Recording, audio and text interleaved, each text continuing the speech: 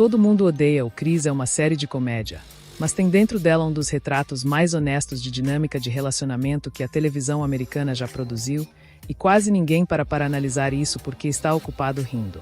Chris Julius Rock é um adolescente obcecado por Tasha, a vizinha bonita que ele deseja com uma intensidade que domina boa parte da série.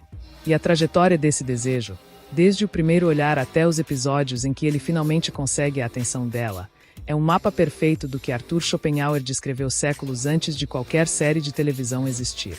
Schopenhauer tinha uma visão da vida que incomodava profundamente porque era honesta demais para ser confortável. Ele dizia que a existência humana oscila como um pêndulo entre dois estados igualmente insatisfatórios: o sofrimento do desejo e o tédio da realização. Enquanto você quer algo, a falta dói, a expectativa consome, a mente não descansa. Quando você finalmente consegue, a satisfação dura pouco, o desejo se apaga, e logo aparece um vazio que empurra em direção a um novo objeto de desejo. O ciclo não tem fim porque não foi feito para ter, foi feito para continuar. Chris e Tasha ilustram isso de forma quase didática. Durante as temporadas em que Tasha é inacessível, Chris pensa nela o tempo inteiro. Ela ocupa a cabeça dele, organiza as decisões dele, define o quanto um dia foi bom ou ruim dependendo de ter tido ou não uma interação com ela. O desejo funciona como combustível, como fonte de energia, como razão de acordar com expectativa.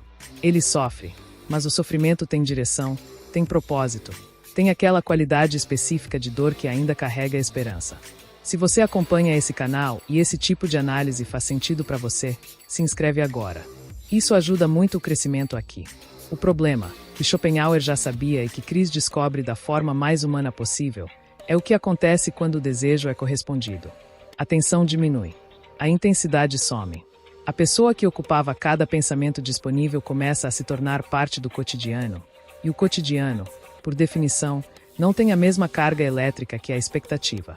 Isso não significa que o afeto desapareceu, significa que o pêndulo chegou no outro extremo e agora está no tédio da realização.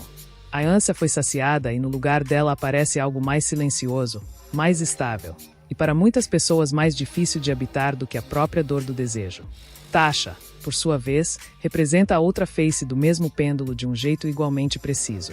Quando Chris está completamente disponível, completamente focado nela, completamente previsível na sua devoção, o interesse dela oscila.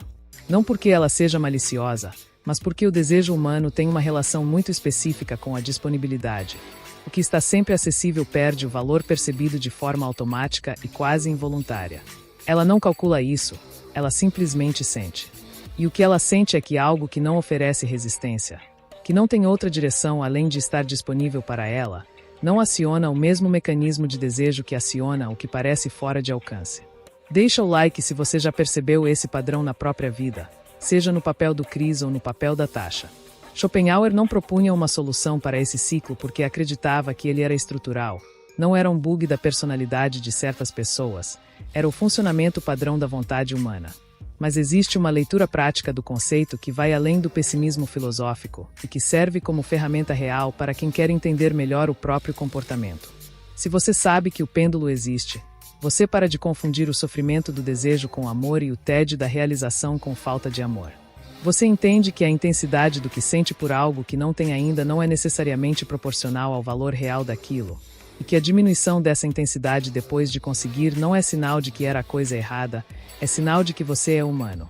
Chris poderia ter aprendido isso cedo e poupado anos de energia mental gasta num desejo que, quando correspondido, revelou ser menos sobre Tasha e mais sobre o que a ideia de Tasha representava para ele.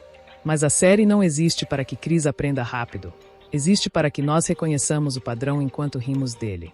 E o que torna isso valioso é que o reconhecimento, quando acontece de verdade, muda a forma como você vive o próximo ciclo do pêndulo.